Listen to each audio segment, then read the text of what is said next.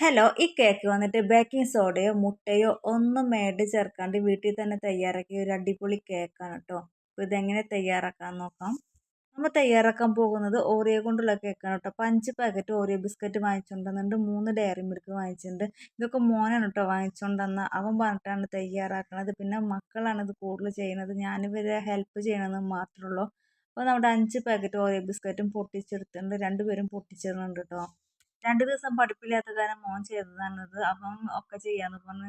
അവനെ ഒന്ന് ഹെൽപ്പ് ചെയ്യാന്ന് പറഞ്ഞു. മിക്സി ഒന്നും ഓണാക്കാനില്ല. അപ്പോൾ അതൊക്കെ ചെയ്ത് കൊടുത്താൽ മതി എന്ന് പറഞ്ഞു. ബാക്കിയൊക്കെ അവർ ചെയ്യാന്ന് പറഞ്ഞു. പിന്നെ ഗ്യാസ് കത്തിച്ച് കൊടുക്കണം, അതൊക്കെ ഞാൻ ചെയ്ത് കൊടുക്കണം. ബാക്കിയൊക്കെ മക്കൾ തന്നെയാണ് കേട്ടോ ചെയ്തത്.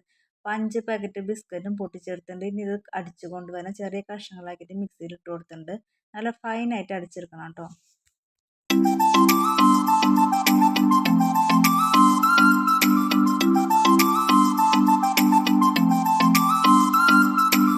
നല്ല ഫൈനായി അടിച്ചെടുത്ത് കൊണ്ടുവന്നിട്ട് ഇതിലേക്ക് പാൽ ആഡ് ചെയ്യണം. നമ്മൾ കുറച്ച് ശേഷം ഒഴിച്ച് കൊടുത്ത് മിക്സാക്കി കൊടുക്കുകയാണ് ചെയ്യണത്.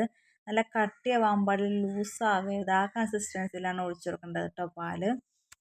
അപ്പോൾ ഈ മിക്സൊക്കെ ആക്കുന്നത് മോനും മോളും കൂട്ടിയാണ്, ഞാൻ വീഡിയോ പിടിക്കണമെന്നുള്ളൂ. അപ്പോൾ ഈ കൺസിസ്റ്റൻസിയിൽ കിട്ടിയിട്ടുണ്ട്. ഇനി നമുക്കിത് കേക്കിൻ്റെ ഒക്കെ ഷേപ്പുള്ള ഏതെങ്കിലും ഒരു പാത്രത്തിൽ ഒഴിച്ചു കൊടുക്കാം. അപ്പോൾ ഇന്ന് ചതുരത്തിലുള്ള കേക്ക് ഉണ്ടാക്കാമെന്ന് വെച്ചു. അപ്പോൾ മക്കൾ കൊണ്ടുപോകണ പഴയ ഒരു ചോറും പാത്രം ഉണ്ടായിരുന്നു, അപ്പോൾ അതിൽ ഒഴിച്ച് കൊടുത്തിട്ടുണ്ട് കേട്ടോ. ഇനി ഇത് വന്നിട്ട് നമ്മുടെ ഇഡ്ഡലി ചെമ്പിൽ ഇറക്കി വെക്കുകയാണ് ചെയ്യേണ്ടത്. ഒരു 15 മിനിറ്റ് മിനിമം എടുക്കും ഇത് വെന്ത് വരാനായിട്ട്.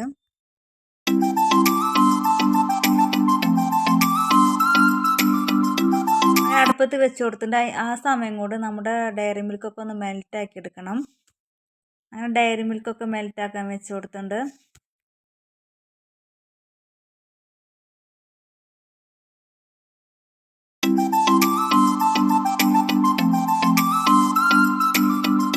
പതിനഞ്ച് മിനിറ്റ് ആയിട്ട് തുറന്ന് നോക്കിയപ്പോൾ നമ്മുടെ കേക്കൊക്കെ സെറ്റായിട്ടുണ്ട്. പിന്നെ വെന്തോന്ന് അറിയാൻ വേണ്ടി മോളെടുത്തിട്ട് കത്തി കൊണ്ടൊന്ന് കുത്തി നോക്കുന്നുണ്ട് കേട്ടോ. നമ്മുടെ വെന്തോന്ന് അറിയാൻ കത്തി കൊണ്ട് കുത്തുമ്പോൾ ആ കത്തിമ അത് പറ്റി പിടിക്കാൻ വെച്ചാൽ വെന്തിട്ടില്ല എന്നറിയാം. നിങ്ങൾക്കൊക്കെ അറിയാമെന്ന് വിചാരിക്കുന്നു ഈ കാര്യങ്ങൾ. അപ്പോൾ ഇത് സെറ്റായിട്ടുണ്ട് കേട്ടോ. ഇനി ഒരു പ്ലേറ്റിലേക്ക് ഇത് മാറ്റാം. നല്ല ചൂടുണ്ടായിരുന്നു, അപ്പോൾ പ്ലേറ്റിലേക്ക് ഒരു കമത്തല കമത്തിയതാണ് കേട്ടോ മോള് വന്നിട്ട്. നമ്മുടെ കേക്ക് സെറ്റായി കഴിഞ്ഞു.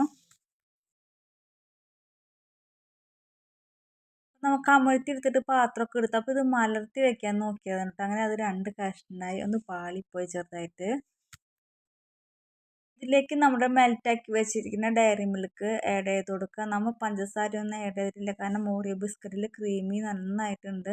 അപ്പോൾ മധുരം വേറെ ആഡ് ചെയ്യേണ്ടതില്ല.